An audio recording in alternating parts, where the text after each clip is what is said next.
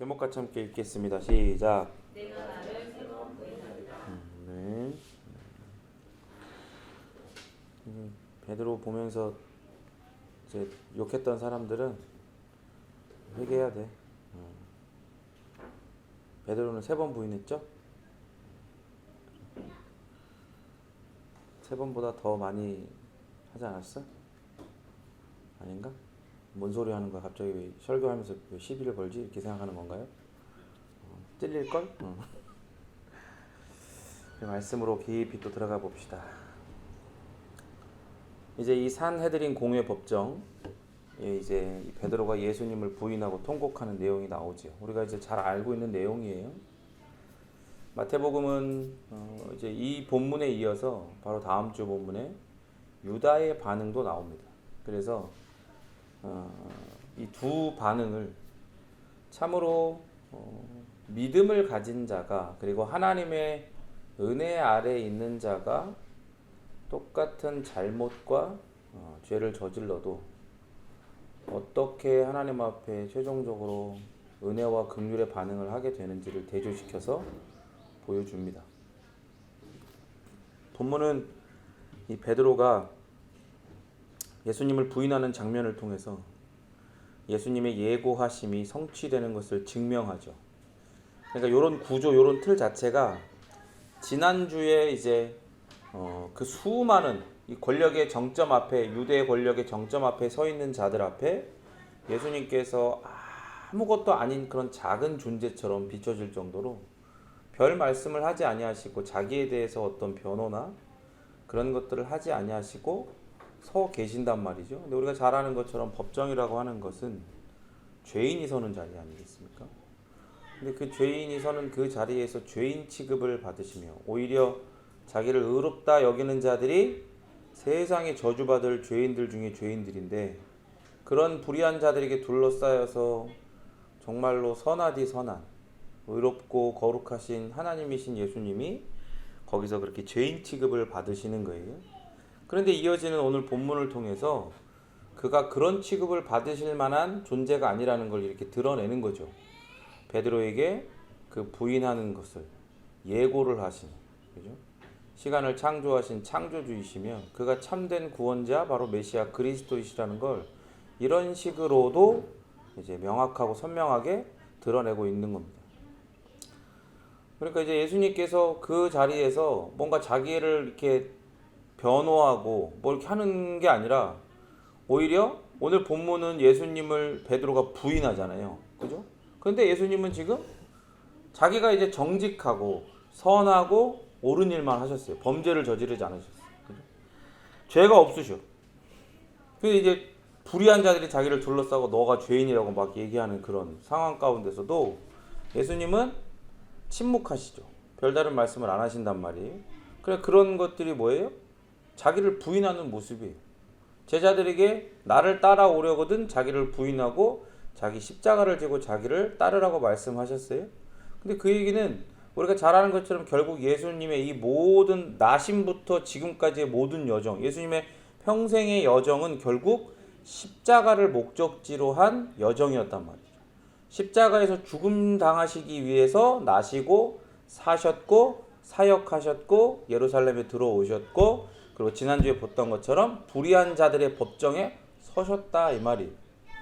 근데 예수님은 그 모든 순간 가운데 십자가를 지시기 위해서 자신의 삶을 쭉 살아오신 동시에 따라합니다. 자기를 부인하셨다. 자기를 부인하신 거예요. 우리가 겟세마네 동산 몇 주 전에 겟세마네 동산에서 기도하셨던 그 장면에서도 우리가 잘 보았던 것처럼 예수님은 인간적인 그런 아픔과 어려움과 이런 모든 것들을 하나님 앞에 다 토로하셨죠. 그러면서 그게 하나님 앞에 우리가 인간이 가진 연약함을 다 하나님 앞에 통회하고 자복하는 마음으로 다 내어드리는 거, 보여드리는 거. 그래서 결정은 누구의 뜻대로? 자기의 뜻대로가 아닌 하나님의 뜻대로 그렇게 비는 거. 그게 기도의 본이라는 걸 예수님이 보여주셨어요. 그러니까 결국 그것은 기도의 본인 동시에 자기 부인의 본인 거예요. 그러니까 예수님은 자기 부인과 십자가를 지는 모습을 당신께서 제자들에게 요구하시고 말씀하신 것뿐만이 아니라 지금 당신이 그러한 삶과 사역들을 해오고 계셨다는 걸 지금 이 자리에서도 이 본문을 통해서도 보여주고 있는 겁니다. 그러니까 대조가 되는 거예요. 예수님은 자기를 부인하셨는데 베드로는 예수님을 부인하죠. 더불어 이후에 유다의 모습이 나오는데 베드로와 유다 모두 예수님을 부인했지만 유다는 비극적인 죽음으로 베드로는 부활의 증인으로 등장하게 돼요. 전혀 극과 극의 모습을 가지게 되죠. 사실 별거 없어요. 그죠? 사실 그냥 유다가 은 30 판 거나 30 또 3으로 시작하죠. 어거지로 한번 맞춰보는 거예요. 30 판 거나 베드로가 몇 번? 3번 부인한 거나 똑같다 이 말이에요. 그죠? 똑같아. 그런데 그 결말이 너무나 다르다 이 말이에요. 극과 극이란 말이에요. 거기에는 하나님의 은혜와 긍휼이 있는 겁니다. 자, 베드로의 이 부인을 욕할 것만이 아니라 이 모습에서 우리의 어떠함들을 발견하고 그리고 그러한 베드로임에도 불구하고 어떻게 끝까지 하나님께서 그리스도께서 그를 사랑하시고 그를 은혜로 이끄시는지 또 우리도 당연하게 그 사랑 가운데 우리가 정말로 사랑받고 인도함을 받고 있는지 오늘 본문을 통해서 발견해 나가기를 소원합니다. 69절 읽겠습니다. 시작.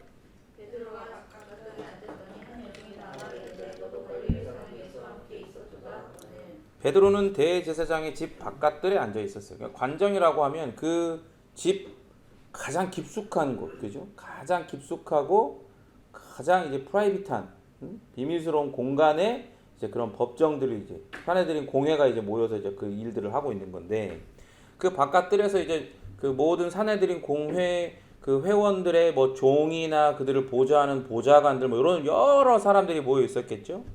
그래서 마태복음은 예수님의 시험과 베드로의 시험을 대조해서 보여주는데 예수님은 지금 안쪽에서 시험 받고 있어요. 그죠? 이거 왜 시험이냐? 여러분 생각해봐요. 여러분이 무죄해. 그리고 더불어 무죄한 것뿐만 아니라 능력까지 있어.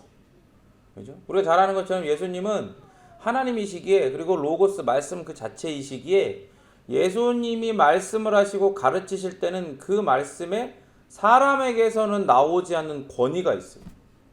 사람이 그 말씀에 감화되고 변화되어지는 그런 권위가 있단 말이죠. 그러나 그럼에도 불구하고 예수님은 그러한 어떤 능력을 행하시지도 아니하시고 거기서 그 불의한 자들의 말도 안 되는 그런 이야기들을 지금 듣고 계시는 거예요.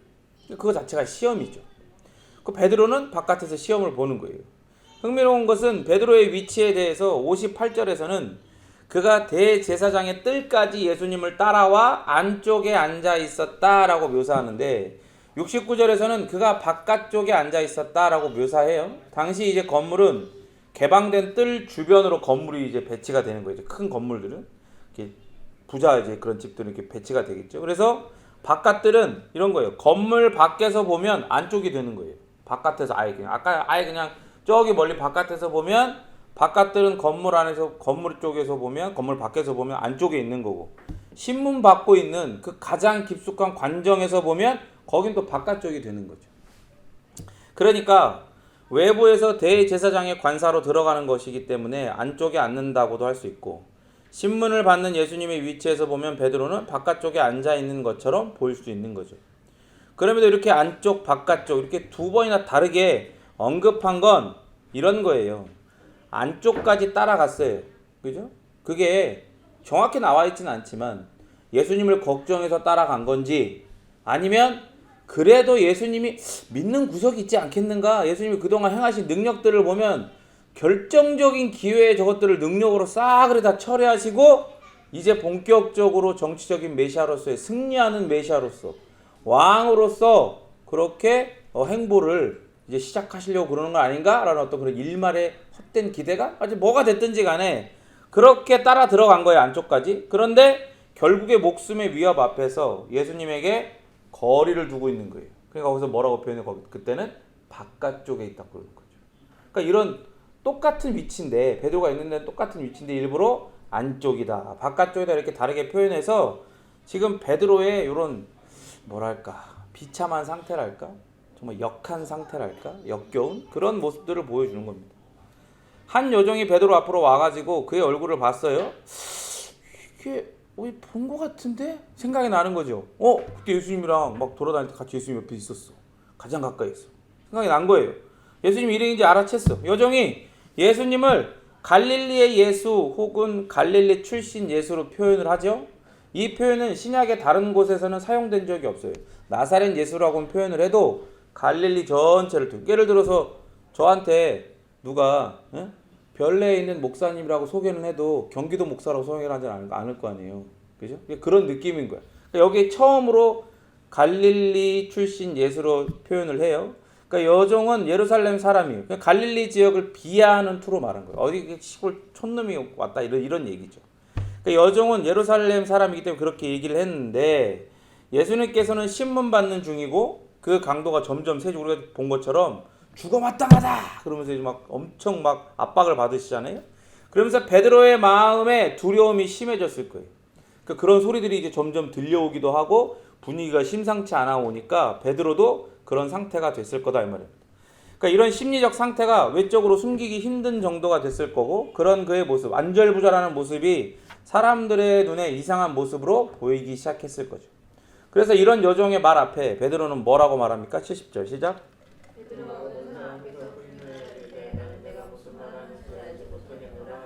그렇죠. 직역하면 그러나 그는 모든 사람들 앞에서 그것을 부인하며 말했다. 나는 당신이 무슨 말을 하는지 모른다. 그러니까 이럴 수 있어요. 여종이 너 측근 아니냐 예수 측근 그러면 갑자기 딱 조용하라고 뭔 소리 하냐고 다른 사람이 좀 큰일 날 소리 하고 있네 아니라고 이렇게 얘기할 수 있잖아요. 그런데 베드로는 즉각 어떻게 해요? 모든 사람들 앞에서 부인. 무슨 소리야? 난 절대 아니다. 여러분 아닙니다. 나는 당신이 뭔 말하는지 모르겠다고 난 그런 사람 아니라고 이렇게 부인하는 거예요. 베드로는 자신이 예수님과 어떤 관련도 없다는 것을 강조하려고 여자가 뭔 말하는지 모르겠다고 해요. 거기서 마태복음 일부러 모든 사람 앞에서 예수님을 부정했다라고 일부러 표현을 하죠. 10장에서 예수님은요 사람들 앞에서 예수님을 부인하는 사람은 하늘의 법정에서 심판을 받게 된다라고 말씀을 하셨어요. 10장 33절 읽겠습니다. 시작.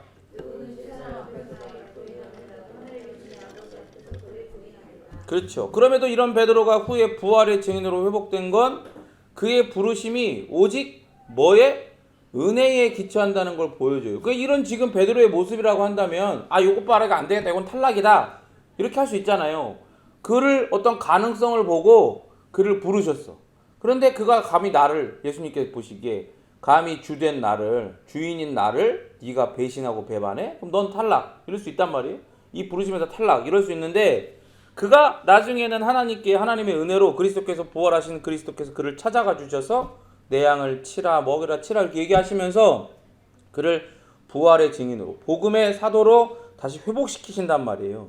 그러니까 예수님께서 처음부터 베드로를 찾아가 그를 부르신 것은 네가 잘하나 안 하나 너의 어떠함에 너가 이 받은 이 부르심의 은혜가 은혜라고 표현하면 그렇구나.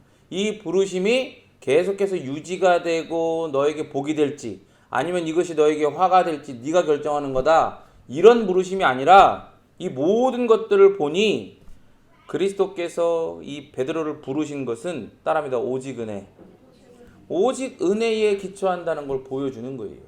베드로의 어떠함은 단 0.0001%도 여기에 관여되어 있지 않다는 걸 보여주는 거죠. 71절 읽겠습니다. 시작.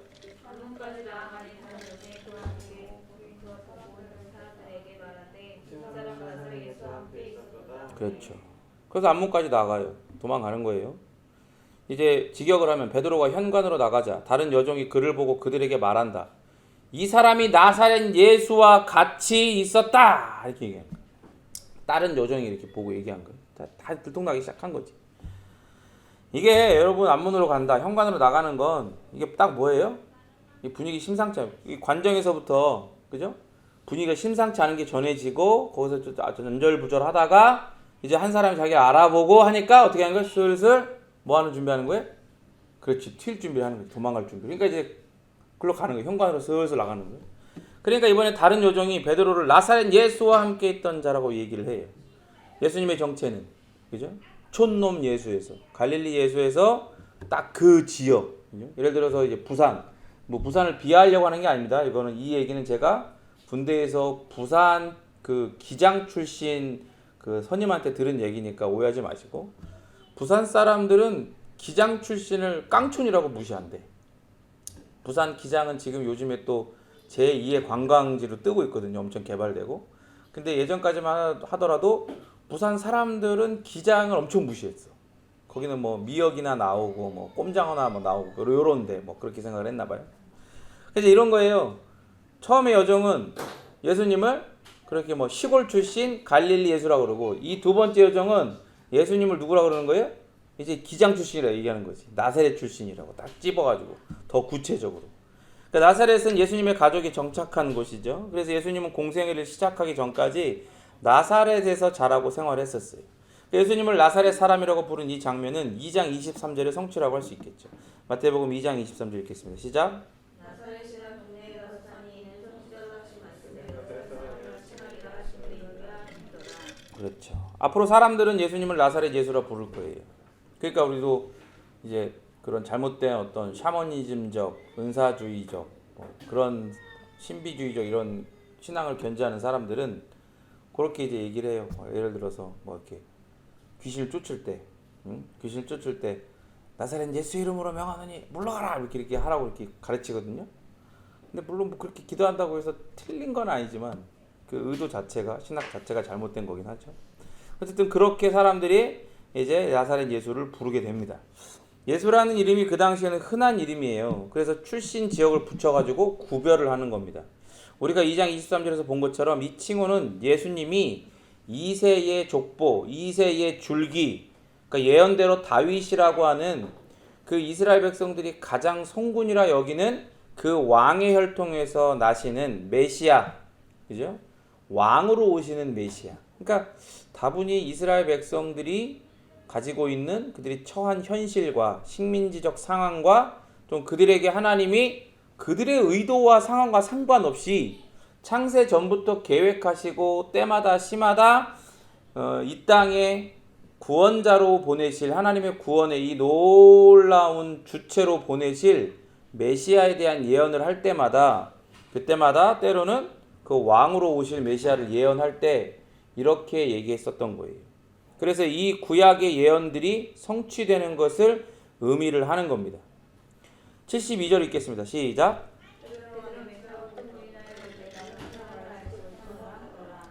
베드로가 맹세합니다. 또 그리고 부인합니다. 나는 그 사람을 알지 못한다. 그죠? 다시 한번 원문을 보면 다시 한번 그는 맹세로 그것을 부인했다. 나는 그 사람을 알지 못한다라고 해석할 수 있습니다. 그러니까 맹세까지 하면서 예수님을 부정해. 그냥 아니라고 하면 되잖아. 굳이 맹세까지. 71절에서 여종이 서 있던 그 사람들에게 베드로의 정체를 말하니까 이제 더욱 두려운 거예요. 아, 나도 죽게 될 수도 있겠다. 그죠? 그러니까 베드로가 예수님의 이름조차 말하지 않고 그래서 뭐라 그래요? 그 사람이라고 얘기해. 그 사람이라고 얘기해. 그 사람. 처음에는 나는 네가 무슨 말 하는지 모르겠다. 뭐 사람 잘못 봤다 얘기했는데, 두 번째는 맹세하면서 부인하면서 나는 그 사람을 알지 못한다. 베드로는 그렇게 예수님이라 하지 않고 그 사람이라고 얘기합니다. 예수님은 제자들에게 뭐라고 그랬어요? 맹세? 그거 하지 말아라. 예 아니면 아니요. 둘 중에 하나로 진실하게 대답하라고 가르치셨죠.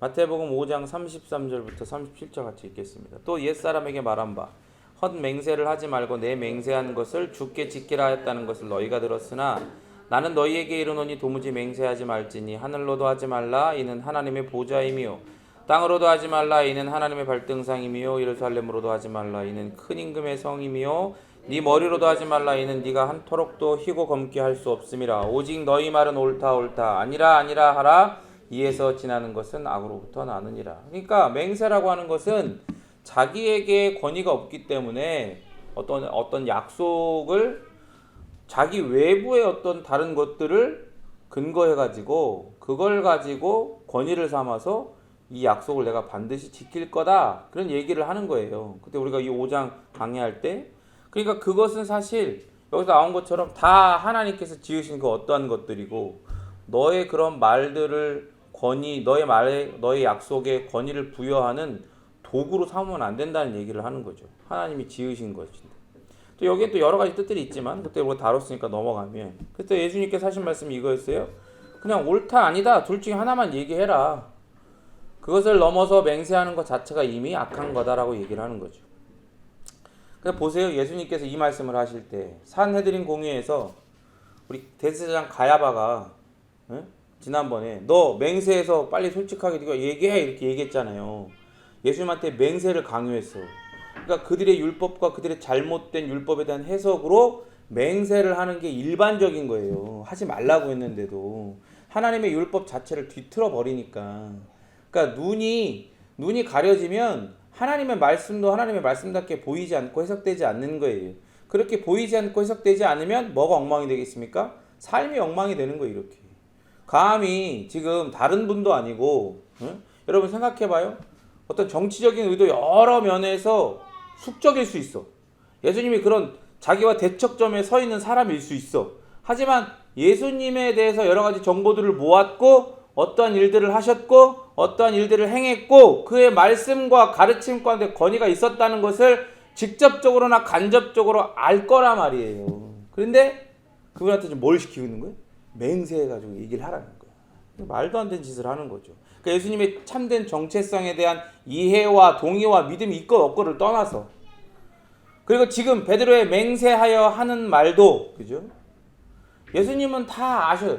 여러분 보세요. 지금 5장에서 예수님께서 5장에서 산상수훈의 자리에서 이제 이 사람들한테, 특별히 제자들에게 이 맹세에 관한 교훈들을 말씀해 주시고 가르치실 때에 예수님께서는 지금 당신이 가야바가 예수님에게 뭐 맹세하고 뭐 얘기해라 자백해라 뭐 이런 얘기할 것도 다 이미 알고 계시고, 베드로가 맹세하면서 자기를 부정하고 심지어 자기를 향하여 당신을 향하여 그 사람이라고까지 얘기하고 자기를 욕하고 저주하고 그럴 것까지 다 아셨단 말이에요.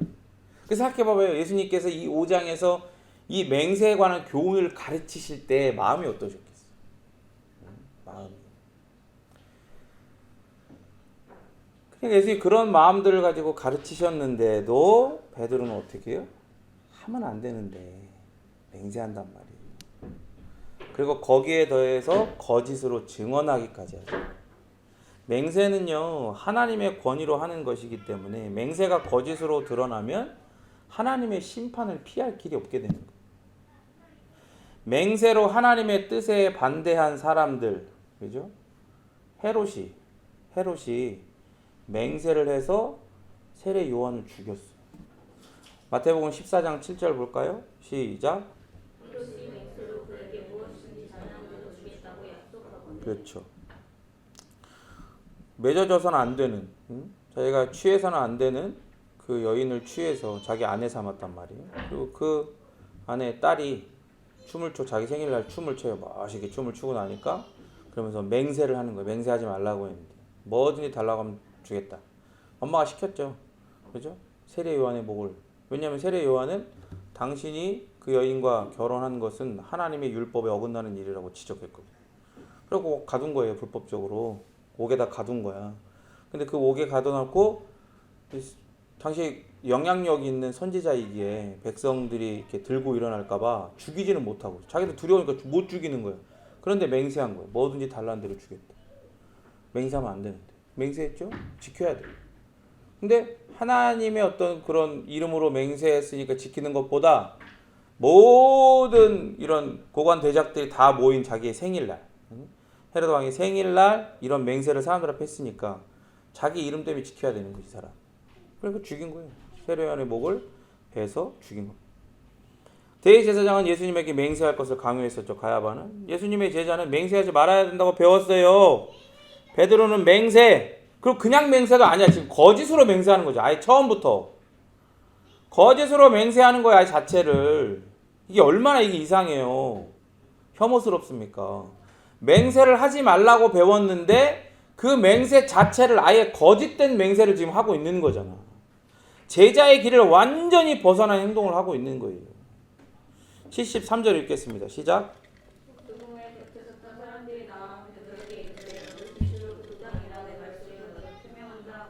그 상황을 보세요. 먼저 직역을 해보면 그러자 잠시 후 서 있던 사람들이 와서 베드로에게 말했다. 확실히 당신도 그들 중 한 사람이다. 당신의 억양이 당신을 드러내고 있다. 이렇게 해석할 수 있어요. 그러니까 분위기가 처음 여자가 얘기했죠. 사람들 앞에서 아니라고 얘기하고 아유 그러면서 기분 나빠하는 척하면서 갈 수 있어요. 그 현관에서 천천히 걸어갈 수 있겠죠. 뛰면 안 돼. 그죠? 뛰는 순간 이제 뭐 거의 병사고 뭐 그 사람들 다 막아가지고 현관문 막고 자기를 잡을 수 있으니까 굉장히 지금 긴장돼 있고 지금 엄청 지금 쫄아 있지만 전혀 쫓아가지 않고 당당한 척하면서 걸어갔겠죠. 천천히 걸어가고. 근데 가는데 또 나도 봤다 막 얘기하는 거예요. 난 그 사람 모른다. 거짓으로 맹세하면서 이제 부정했어요. 그러고서 계속 똑같이 걸음으로 터벅터벅 가요. 그런데 서 있던 사람들이 뒤에서부터 같이 싹 오는 거예요. 쫙 몰려오는 거예요. 자기한테 몰려와가지고 뭐라 그래요? 베드로가 갈릴리 사람이잖아요. 그러니까 말의 억양이 갈릴리 억양인 거예요. 그러니까 예수님과 함께 있던 자가 틀림없다라고 말을 하는 거죠. 대제사장의 뜰에 있는 사람들은요, 대제사장과 산헤드린 공의와 관련된 사람들이잖아요. 다. 그러니까 갈릴리에서 온 사람들이 거의 없었을 거란 말이에요. 다 예루살렘 주변에 있는 그런 권력자들의 그런 보좌관들이나 이제 그런 노예들이기 때문에 꼭 갈릴리에서 온 사람들이 거의 없었을 거란 말이죠. 그러니까 이 장면은 사사기에서 길르앗 사람들이 요단강 나루터에서 강을 건너려던 에브라임 사람들이 쉿볼렛이라고 하는 이 발음을 하지 못해서 십볼렛 이렇게라고 얘기하면 죽여요. 근데 그런 사사기에서 이 길르앗 사람들, 에브라임 사람들 온 사이에서 그 이스라엘 백성들 안에서 지파들 안에서 갈등들이 있었거든요. 그때 이제 사람을 죽이는데 그 구별을 할 때 요 쉿볼렛이라는 발음으로, 그죠? 그 발음으로 구별을 해가지고 죽이는데 24,000명을 죽였어요. 그때. 그러니까 그 사건을 떠오르게 하는 거예요. 이게 유대 랍비 문헌에도요, 이 모음을 제대로 발음하지 못하는 갈릴리 사람들의 예를 언급하면서 멍청한 갈릴리인들이다 이렇게 조롱하는 그런 기록들이 있어요. 그러니까 이게 무슨 말인지 잘 모를 수 있는데 이런 거예요. 경상도 사람들은요, 비하하는 게 아닙니다. 비하하는 게 아닙니다. 이 차이가 있는 거니까. 저는 개인적으로 언어는 굉장히 하나님께서 우리에게 주신 아름다운 어떤 문화의 한 조각이라고 생각을 하고, 특별히 방언 또 사투리는 이 굉장히 언어가 정말로 여러 모습들로 아름다운 어떤 그런 표현되는 방법들 중에 하나라고 생각을 하거든요. 그러니까 되게 귀한 거라고 생각을 해요. 그런데 이런 거예요. 경상도 사람들은 자기가 예를 들어 이제 부산에서 형부 형제 같은 경우에 부산에서 일을 하다 왔으니까 카페에서 블루베리 스무디를 먹고 싶어. 그럼 뭐 드시겠어요? 그러면 블루베리 스무디 이렇게 얘기할 거 아니에요. 블루베리 스무디. 자기는 분명히 블루베리 스무디라고 표준어를 얘기한다고 얘기를 할 거란 말이죠. 근데 이제 얘기를 할 때 예를 들어 경상 사람들이 서울에 와서 카페 가고 블루베리 스무디 시키는데 블루베리 스무디 주세요. 이렇게 얘기하는데 억양이 그죠? 억양이 이미 이 경상도 억양이니까 이게 티가 나는 거예요. 그러니까 경상도 사람들이 블루베리 스무디를 나는 서울 사람들처럼 읽고 서울 사람처럼 주문을 했다라고 생각을 하지만 이 억양이 이미 서울 사람들 그런 것이 아니니까 티가 나는 거예요. 그러니까 이제 베드로가 그런 거죠. 나는 그 사람 몰라요. 이렇게 되는 거지. 약간 그런 식으로 들리는 거예요. 그 사람들한테는. 그러니까 이게 여러분 봐봐요. 웃기는 것 같지만 이게 지금 얼마나 정말로 한심한 모습이야. 거기 찾아서 들어갔어. 자기 생각엔 딱 분위기 딱 파악을 하고 저 사람들이 나를 어떻게 알까. 서로도 모르는 지금 상황들일 텐데 딱 들어갔죠. 굉장히 머리 잘 썩 들어갔단 말이에요. 근데 안에 들어갔는데 우연찮게 예수님과 함께 있는 모습을 발견한 여종이 자기를 향해서 나 너 안다. 너 예수님과 같이 있었다라고 얘기하는 거야. 아니다. 아무것도 아닌 것처럼 기분 나쁘다는 식으로 돌아서 현관 쪽으로 이제 튀려고 천천히 나오는데 또 다른 여자가 맞다.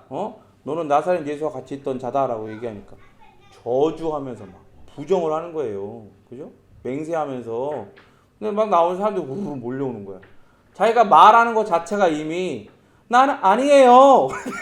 나는 아니라고 얘기하는 게 이미 걸린 거야. 그거 자체가. 딱 듣는 순간 처음부터 사람들이 왜 안 왔어요? 억양이 왜 저러지?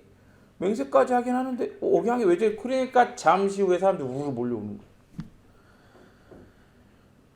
74절 우리가 읽었나요? 안 읽었죠? 읽겠습니다. 시작. 그가 저주하며 맹세하여 이르되 나는 그 사람을 알지 못하노라 하니 곧 닭이 울더라. 여러분 사람이요 당황을 하잖아요. 그러면 아무리 똑똑한 사람도요 당황을 하면 이 상황 파악이 안 돼요. 상황 파악이. 그러니까 딱 얘기했잖아요. 너의 억양 자체가 네가 갈릴리 사람이고 네가 예수와 함께 있던 자라는 걸 증명하는 거 아니냐라고 해서 이미 게임 끝난 거 아니야. 게임 끝난 거예요. 그러면 그거는. 그런데도 뭐라고까지 얘기 이제는 저주하고 맹세. 처음엔 거짓으로 맹세하다가 이제는 저주하면서 맹세해요. 누굴 저주해요 지금? 예수님을 저주하는 거예요. 감히. 나는 그 사람을 알지 못하노라 하니 곧 닭이 울어요. 마태복음은요 여기서요 그때 우리 자주 보는 표현이죠. 도태. 이걸 다시 한번 상황하면서 이 장면을 강조해요.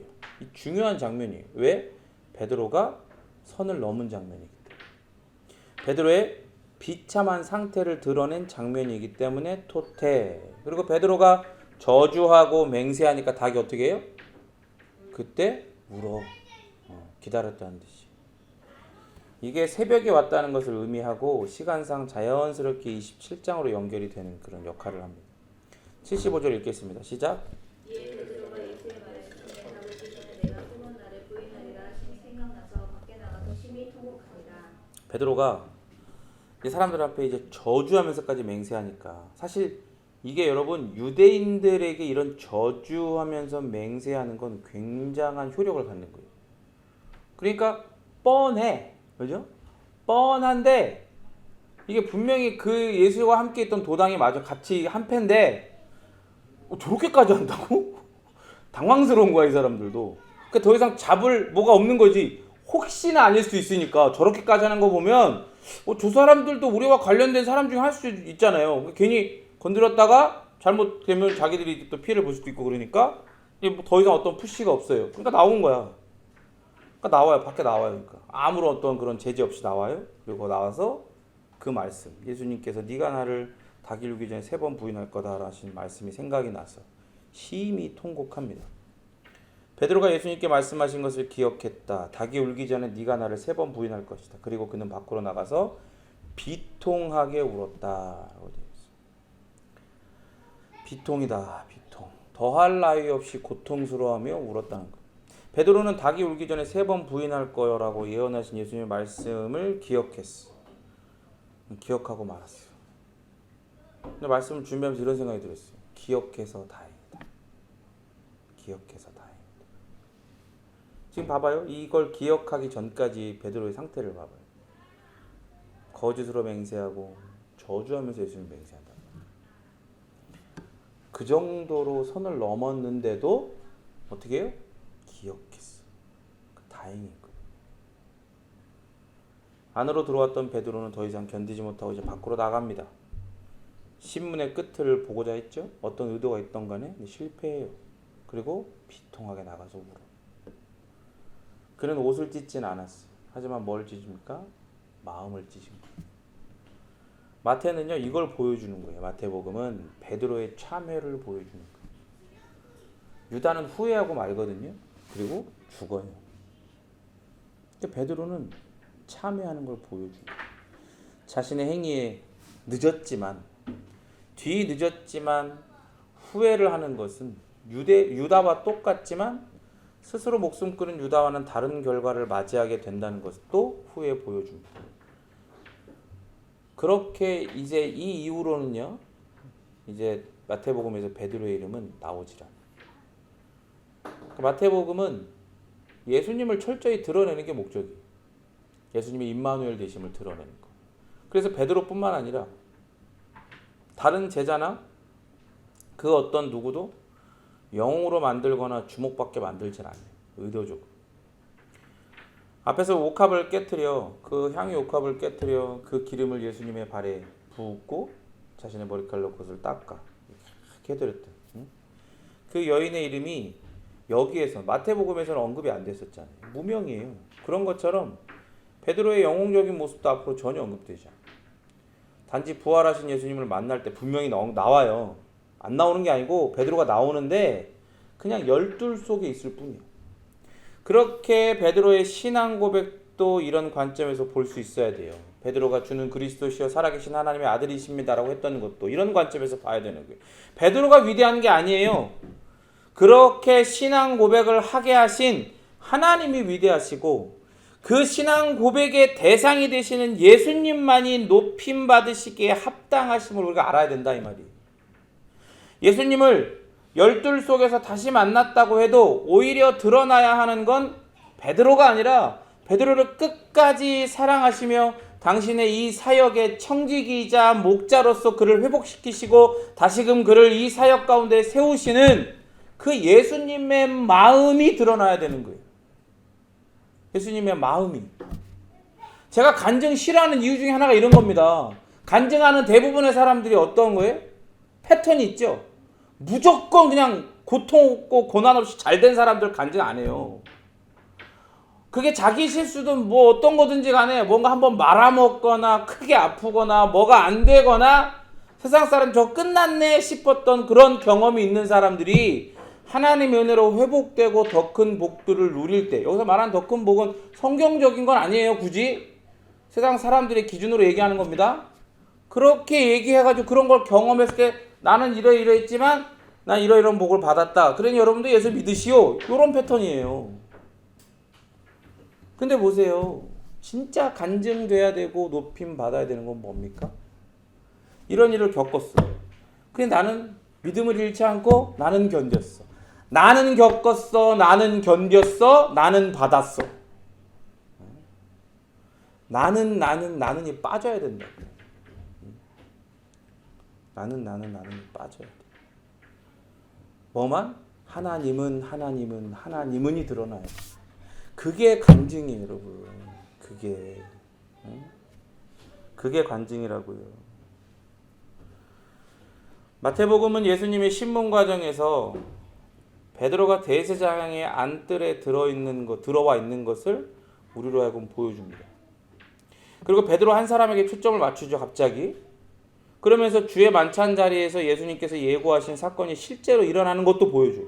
그걸 확인시켜 주는 거예요. 그리고 베드로가 예수님을 3번이나 부인하고 그것도 3번째는 저주하고 결국 닭이 3번 울고 나서 통곡하는 모습을 통해서 결국 우리가 바로 베드로의 모습으로 서 있다는 걸 보여줘요. 제가 처음에 얘기했죠.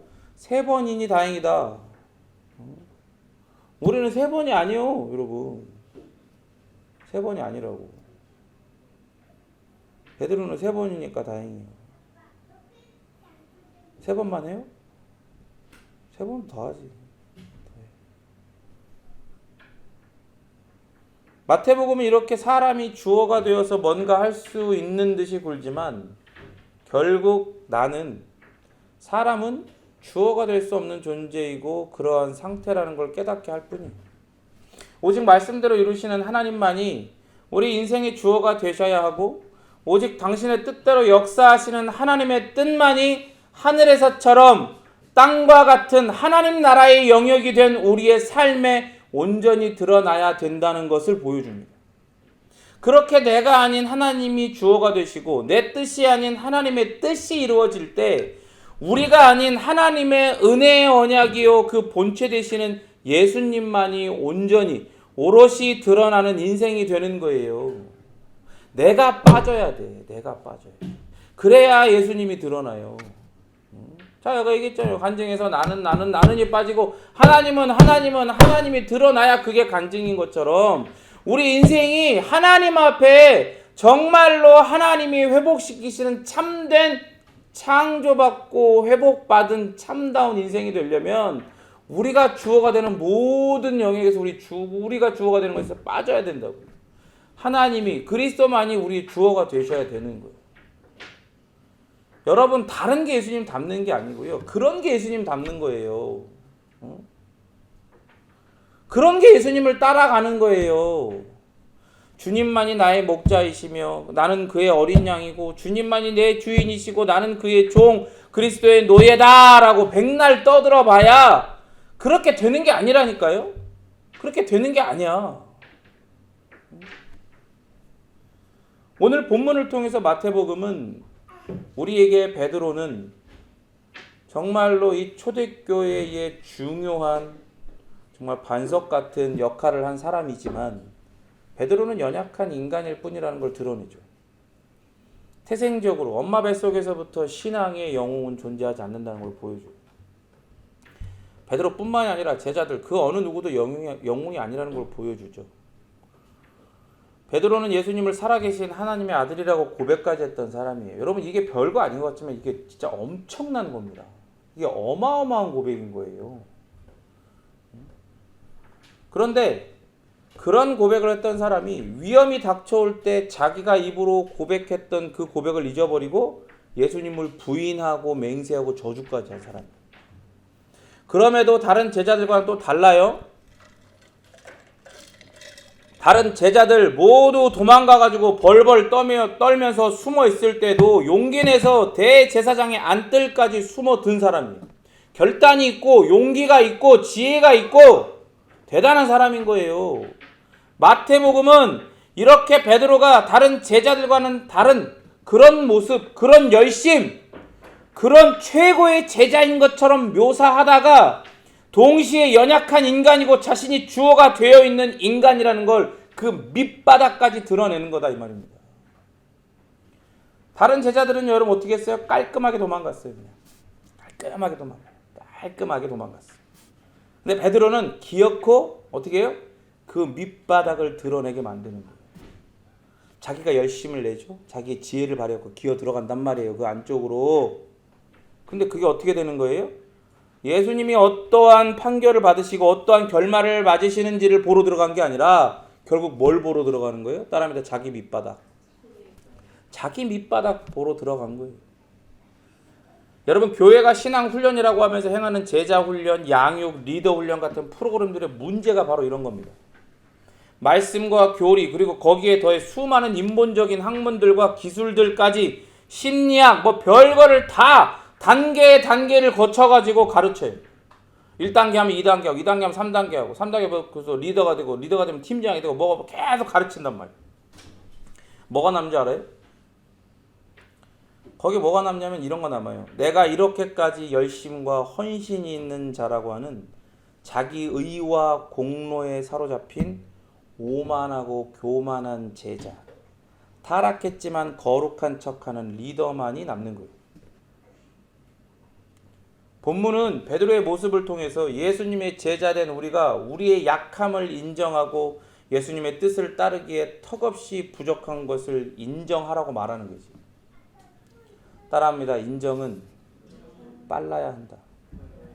빨라야 돼. 빠르게 인정하지 않고 기어코 기어 들어가가지고 뭐라도 될 줄 알았겠지. 그죠? 뭘 기대했는지는 몰랐겠지만 베드로가 그렇게 기어 들어갔을 때는 뭐라도 될 줄 알았던 거야. 이렇게 하면 어떻게 될 거라고 생각을 했겠죠. 그렇지만 부인하고 저주하는 자기의 약함과 역함을 발견하게 될 뿐이에요. 베드로가 닭이 3번 울고 나서 통곡한 모습은 연약한 인간이 하나님 앞에서 도저히 피할 수도 없고 감출 수도 없고 척할 수도 없어서 완전히 까발려진 상태, 폭로된 상태를 보여주는 거예요. 그러나 은혜가 풍성하신 하나님은요, 이렇게 실패 앞에서 자기가 도저히 주를 따를 자격도 능력도 없음을 인정하는, 아니 까발려진 사람을 쓰세요. 까발려진 사람을 쓰신다. 은혜가 풍성하신 하나님이기. 베드로처럼 예수님 빼면 약하고 예수님 빼면 역한 그러한 존재임을 인정하고 통곡하며 온전히 하나님만을 의지하고 의뢰하고 의탁하고 의존하는 사람을 하나님의 이 거룩하고도 영원한 구원 역사에 사용하신다 이 말이에요. 아니 그렇게 만드셔서 그렇게 까발리셔가지고 사용하세요. 그러니까 얘기했죠. 옆에 사람 다시 한번 보면서 얘기해. 옆에 사람 보면서 빠르게 인정해라. 빠르게 인정해라. 제가 일을 하다 보면 목공 일을 하기 때문에 학교 다닐 때도 거의 쓰지 않았죠. 샤프를 써요. 목공용 샤프. 나무에다 이렇게 딱 길이를 재갖고 체크를 하고 그걸 잘라야 되거든.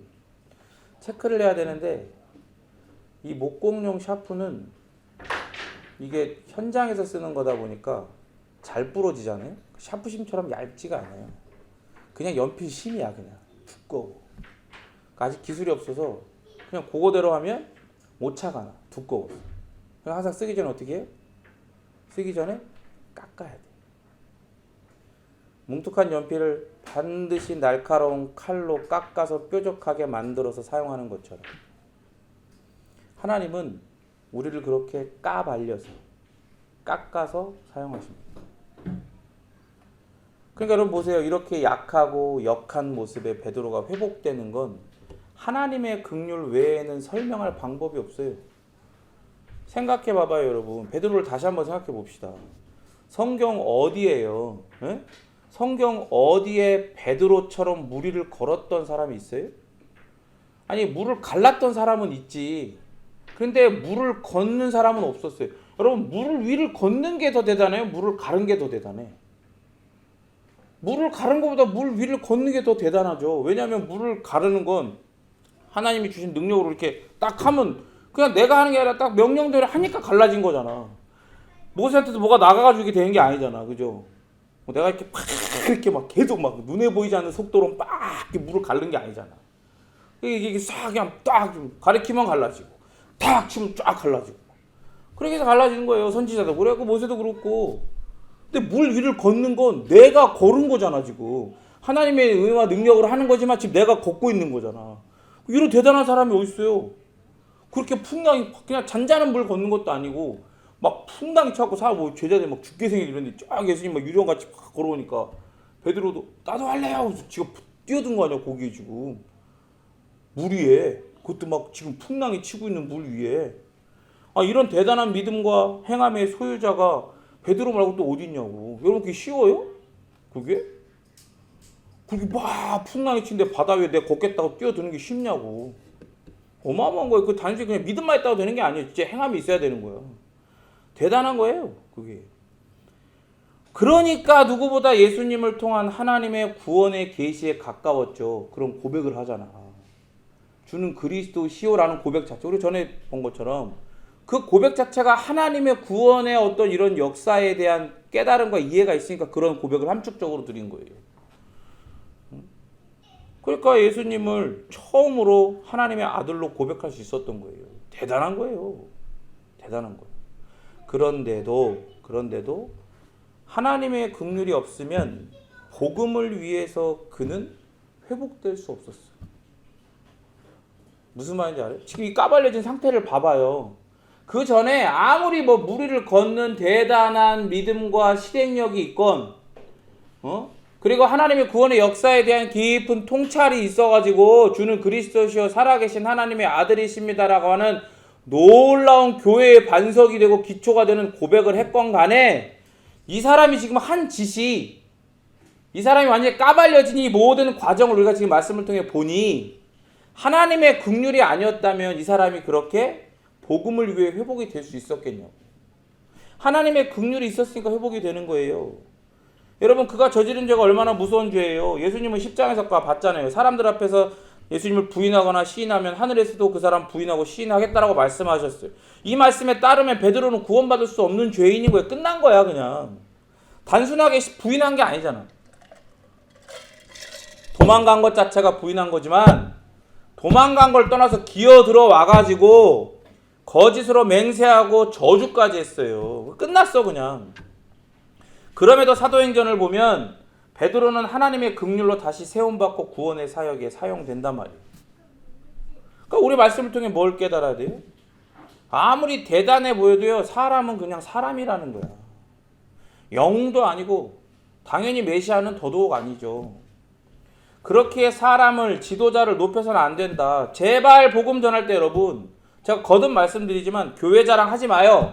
목사 자랑하지 마요. 뭐만 자랑해요? 예수님만 자랑해. 예수님만 자랑하라고요. 복음 전할 때 전도할 때. 응? 예수님만 그런 건 자랑할 수 있어. 이렇게 뭐 우리 교회 오면 커피를 맛있게 내려준다더라. 이건 자랑은 아니잖아. 그냥 광고 이 정도잖아. 그런 건 할 수 있어. 우리 교회에 오면 커피 향이 가득하다. 이런 건 할 수 있지. 근데 자랑하지 마. 다른 자랑하지 마. 예수님만 자랑해야 돼요. 예수님만이 하나님께서 우리에게 주신 그리스도시고 메시아이십니다. 그 예수님을, 그가 행하신 일을, 그 모든 일을, 계획하신 일을, 그리고 이 모든 것들을 운행하시고 품으시고 도우시는 일을 자랑하는 것. 성부와 성자와 성령 하나님 삼일체 우리의 하나님을 자랑하는 것, 그게 바로 복음이에요. 그게 전도고. 예수님께 향유를 부은 여인에게 예수님 이렇게 말씀하셨어요. 26장 13절 읽겠습니다. 시작. 내가 진실로 너희에게 이르노니 온전하여 어디서든지 복음이 전파되는 곳에서는 여자가 행하는 걸 알아야 그를 기억하리라 하시니라. 여인이 부은 향유의 향이 예수님께 묻었잖아요. 그렇죠? 그런 것처럼요. 사람을 높이고 전하는 게 아니라 우리가 전하는 이 참된 복음에 우리의 헌신과 삶이 그냥 묻어나는 거야. 그 복음을 전한다고 내가 삶을 헌신하고 뭔가를 다 내 생명까지 아낌없이 드렸다 해서 그 사람을 전하고 그 사람을 높이는 게 아니고, 이 귀하디 귀하고 영원하고 선하디 선한 이 아름다운 복음을 전할 때 이 복음 앞에 드린 우리의 헌신과 이 복음에 합당한 삶을 살고자 은혜와 긍휼을 구하며 살았던 우리의 삶이 그냥 묻어나는 거라고요. 예수님에게 아무리 귀한 향이면 뭐 할 거야. 그냥 향이 그냥 묻은 거예요. 그 향이 우리를 구원하는 게 아니라고. 아시겠어요? 그러니까 여러분이 교회도 목사도 누구도 사람도 여러분 자신도 누구도 자랑할 게 없어. 오직 복음만 자랑해야 돼. 오직 성부와 성자와 성령 삼위일체 우리 하나님만 자랑해야 돼. 여러분 성경을 봐봐요. 성경을 보세요. 성경을 베드로뿐만이 아니라 구약의 굵직한 인물들 보세요. 모세, 노아, 다윗, 솔로몬 다 약하고 역한 모습의 죄인들이고 인간들이었어. 하나님의 주권적 은혜로 그들을 부르시고 그들을 사용하셨고 그들에게 하나님의 말씀을 주셨던 것이지, 그들의 어떠함 때문에 전혀 아닌 하나님의 주권적 은혜로 부르심을 받았어요. 자기들이 뭔가 잘나서 그렇게 부르심 받은 게 아니고 하나님이 그냥 주권적인 은혜로 택하셔서 부르신 거야. 요거 괜찮다. 요거 가능성 있다. 너 좀 착하다. 그래서 부르신 게 아니라고요. 그렇게 주권적 은혜로 부르심 받고 주권적 은혜로 사용을 받고 주권적인 은혜로 말씀을 전했을 뿐이야. 하나님의 부르심 받고 사용받고 말씀을 전했다고 그 사람이 하나님 됩니까? 하나님처럼 떠받들어야 되겠습니까? 전혀 아니죠. 전혀 아니라고요. 마찬가지로 예수님의 부르심을 받아 구원받은 백성이고 자녀이고 제자된 우리도 예수님의 일을 한다고 우리가 하나님의 독생자이신 예수가 되는 게 아니잖아요. 여러분 사람을 높이지 않을 때, 사람을 전하지 않을 때, 삼위일체 우리 하나님만 전하고 그 하나님의 구원의 놀라운 소식을 전할 때, 사람에게 가능성 두지 않고 오직 하나님에게만 가능성이 아닌 진리가 있다는 것을 전할 때, 사람을 높이지 않고 오직 하나님만을 높이고 하나님만을 전하며 하나님에게만 가능성이 아닌 온전한 믿음을 드릴 때, 그럴 때 개인으로나 공동체로서의 교회가 건강해지고 망하지 않는 거예요. 뭔 사람이 많이 모이고 능력이 있는 은사를 행하고 설교에 엄청난 영향을 보이고 사람들 가는 데마다 우르르 사람들이 몰려오고 여러분 아무리 그래도요, 사람은요 모래 위에 지은 집 같아요. 하나님이 칼대기 시작하면 그냥 깎여나간다고. 그냥 까발려진다니까. 한순간에 무너져요. 이걸 알고 인정해야 돼. 이걸. 그러니까 교회가 교회를 자랑하고 목사를 자랑해야 교회가 부흥한다고. 그럼 뭔 소리야? 그게 무슨 소린지 난 지금도 모르겠어. 뭘 전하고 싶은 거지? 그 사람들은 복음을 전하고 싶은 걸까? 아니면 자기들의 성경적이지 않은 의미에서의 어떤 교회를 전하고 싶은 걸까? 뭘 하고 싶은 걸까요? 그냥 그 지역에서 영향력을 발휘하고 싶은 걸까요? 나는 도저히 모르겠어. 자, 여러분 봅시다. 그러면 우리가 이걸 알았잖아요. 아, 사람은 이런 존재구나. 사람은 그런 존재구나. 그 여러분들이 정직하게 하나님 앞에 이 경험이 있는지 여러분 돌아봐요. 나는 깎여 나갔나? 여전히 뭉툭해 있나? 여전히 하나님이 주어가 아닌 내가 주어인가? 아니면 하나님이 주어이신가?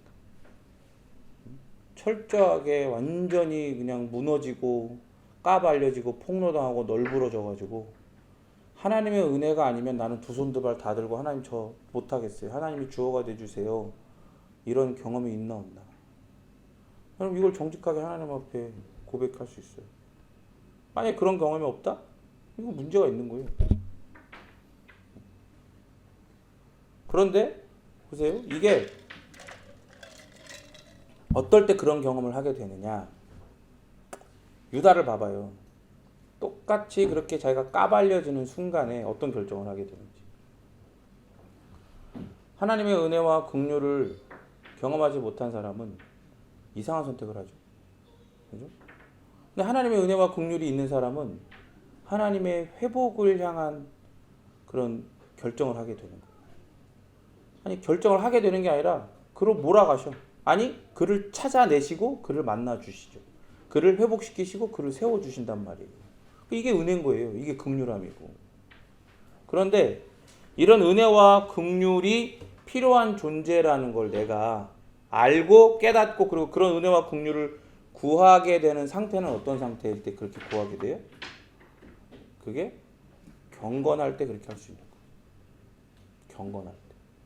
제가 여러분들 맨날 그러죠. 경건은 성벽 같다고. 성벽 같다고 얘기하잖아요.